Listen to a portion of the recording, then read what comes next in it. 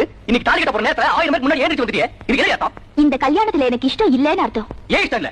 ஏனா ஐஏஎஸ் படிச்சிருக்கிற ஏ ஸ்டேட்டஸ் எங்க? After all BSc படிச்சிருக்கிற ஓ status எங்க? ஏமா ஸ்டேட்டஸ் பார்க்க 20 நேரம் உங்க கௌரவ பிரச்சனை இல்ல, அனாவசியமா கல்யாணத்தை நிறுத்தாதீங்க. அதெல்லாம் பார்க்க முடியாதுங்க. ஒரு விளக்கு எரியணும்னா ஒரு தீக்குச்சி அணையதான் வேணும்.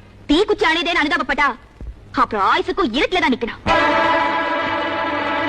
கல்யாணத்துக்கு இஷ்டம் இல்லனா அப்புறம் எதுக்கு சமைச்ச? எதுக்கா?